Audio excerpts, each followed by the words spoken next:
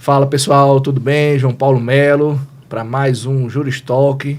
Estamos aqui com duas figuras excepcionais para falar de um tema muito bacana, muito importante para a advocacia, para o empreendedorismo, que é conselhos para jovens advogados.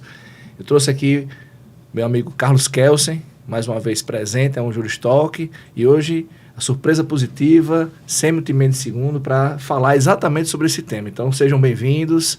Eu vou passar logo a palavra para Carlos Kelsen, que eu sei que tem muito a falar e com certeza vai contribuir com relação a esse tema. Perfeito. João Paulo, o que vai chamar a atenção é que hoje eu mudo de posição. Geralmente, Sêmio Mendes me faz muitas perguntas na rádio, não é isso, Sêmio? Isso. Nosso programa, nossa coluna Visão Jurídica, toda terça-feira. E hoje a gente inverte. E tudo muito programado, vocês sabem disso, né? Estava tudo dentro do que a gente programou. Sêmio Mendes, advogado. O estudante conclui hoje, passa na OAB, recebe a carteirinha, está na solenidade de entrega da carteira da OAB. Qual é o conselho que você daria para esse jovem advogado? Olha, Kelsen, obrigado pelo convite, estar aqui com vocês. É dizer que o jovem advogado que acabou de receber a carteira é o mais invejado da geração que precederá ele.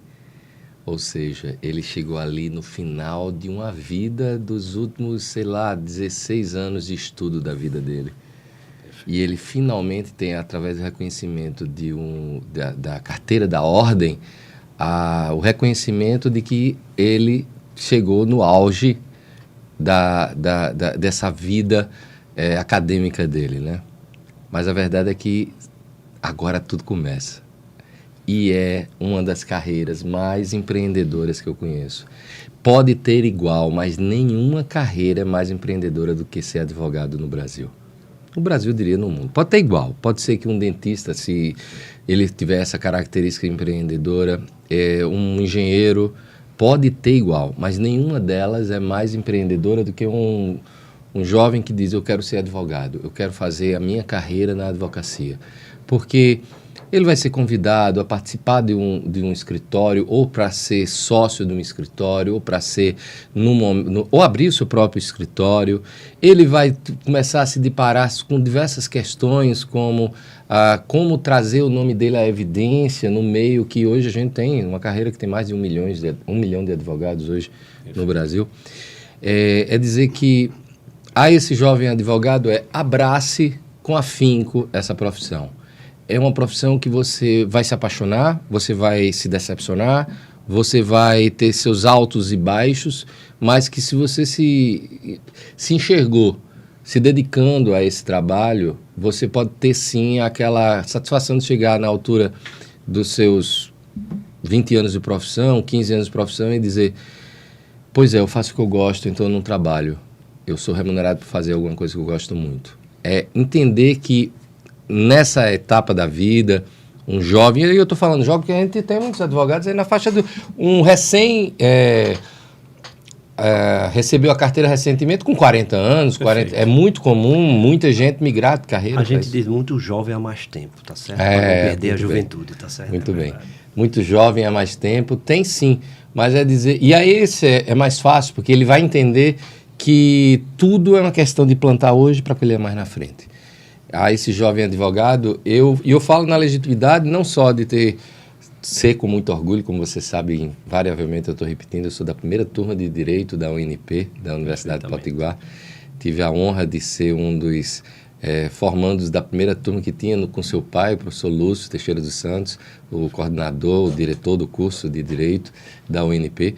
E minha vida termina se desdobrando hoje para dar conselho a jovem advogado. Por quê? Porque hoje eu sou um advogado que me encontro em posição de consultor empresarial, numa posição de conselheiro de empresas aqui do Estado. Eu tive a honra a LTS, a empresa que você... Me permita interromper para fazer esse corte, tá?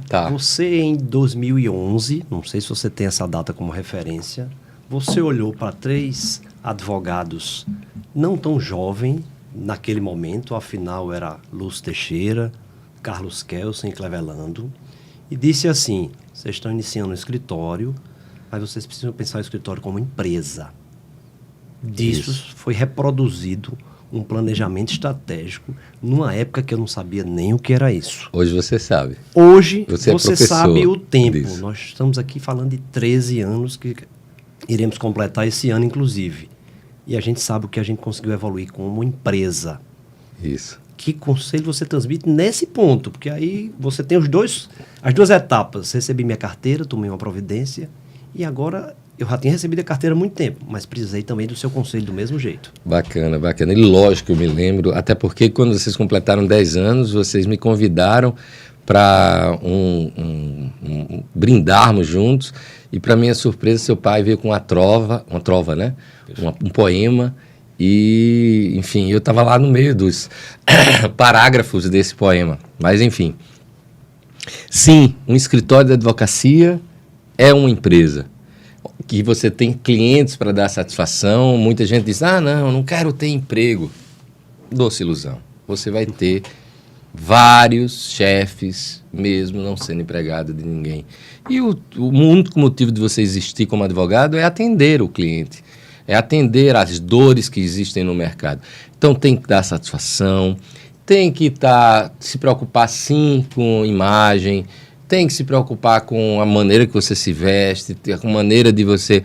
Uma característica que o jovem advogado, lá sob os auspícios do Dr. Gutenberg Natal Tinoco, um sábado à tarde, trabalhando, toca a campainha, ninguém no escritório, eu vejo pela janela que se tratava de uma cliente minha. E aí vou com muita satisfação abrir a porta quando ela olha para mim e diz, Dr. Sêmio se encontra? E eu disse, sou eu. Aí ela, ai meu Deus, é porque você está de bermuda.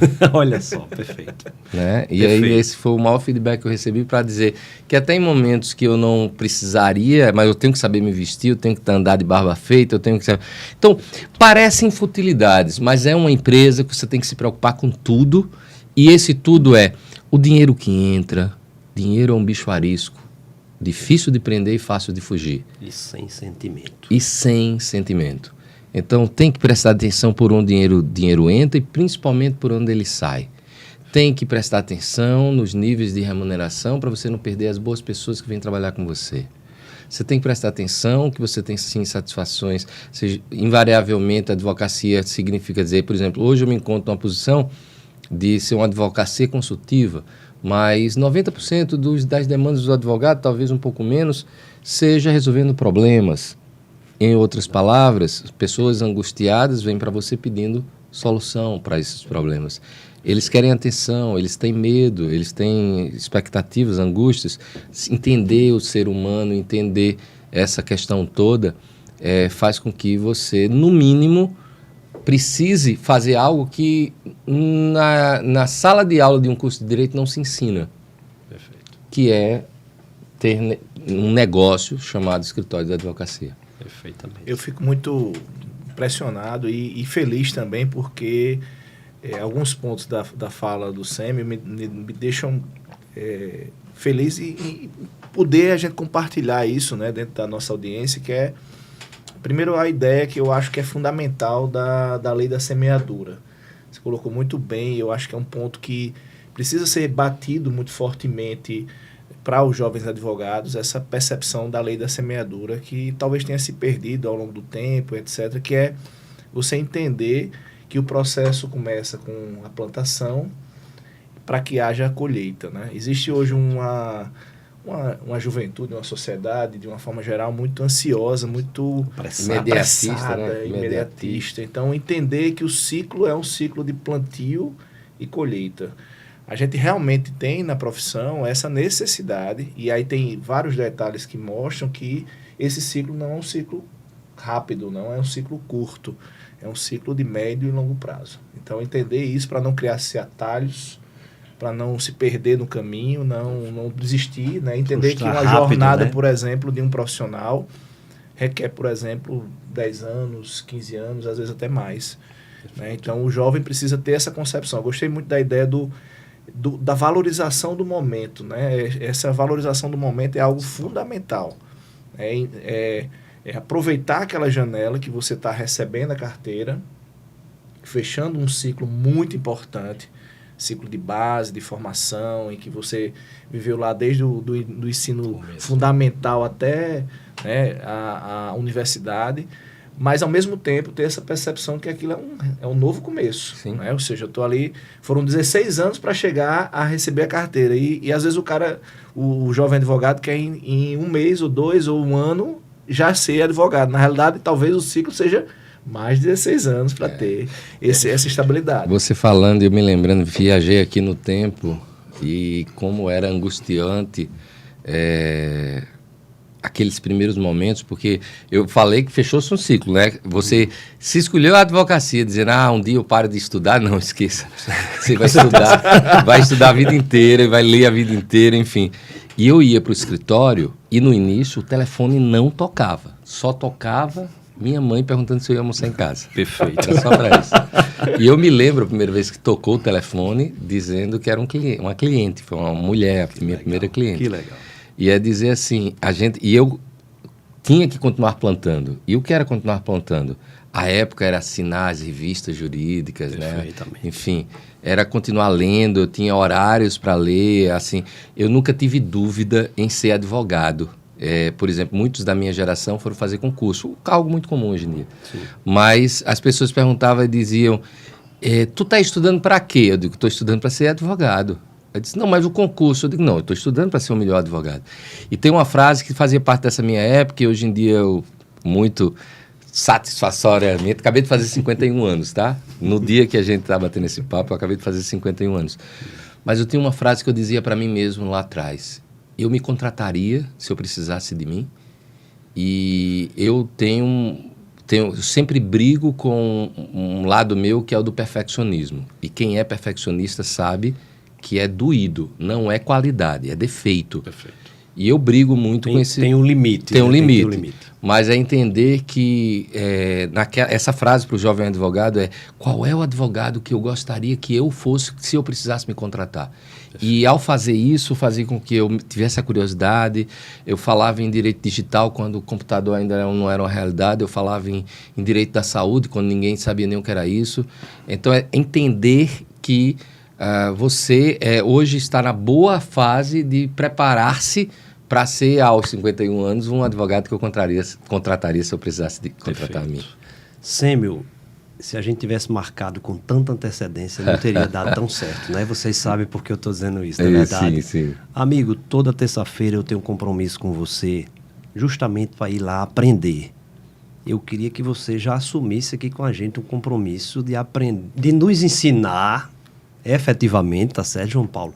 Não vai ser toda terça, não. Depois a gente vai definir uma vez por mês, a gente precisa sentar para conversar sobre esse tema, porque eu dessa sei boa que você, coincidência. enquanto pessoa, enquanto advogado e enquanto consultor de empresas familiares e não familiares também, sim. pode dar muito conselho para escritórios de advocacia. Que bom. Eles precisam, porque a gente não vê isso na universidade. A gente aprende diante dos problemas. Então, falar de sócio, falar de remuneração, falar do formato de exercer a gestão dentro do escritório, a gente vai precisar muito de você, tá certo? Então, eu gostaria muito de contar, e eu tenho certeza que o João Paulo acompanhará o meu voto nessa solicitação, né, João Paulo? Sem dúvida. Obrigado você por emprestar o seu tempo e principalmente a sua experiência pra gente. Maravilha. Feliz. Mais uma vez, agradecer como o Kelso já fez, já deixar o convite, como o Kelso também já fez. A ideia realmente é que a gente faça esses momentos no Juristalk de forma a ensinar o jovem advogado que é preciso sair um pouco da caixa do direito e buscar outros conhecimentos, como empreendedorismo, como gestão, que é o que a gente coloca. Perfeito. Então, fico muito feliz de ter hoje aqui 2 figuras, Kelsen representando aqui a Seu Rumo, perfeito, trazendo esse elemento da formação empreendedora, e Sêmio como convidado. E aí, pessoal, fica aí mais uma vez o convite para que vocês se inscrevam no canal do Juristalk. Fica a dica de que precisamos ter uma mentalidade empreendedora, como foi colocado por Sêmio, precisamos plantar para colher e ter essa paciência, e essa é a ideia. Fiquem com Deus e até uma próxima oportunidade.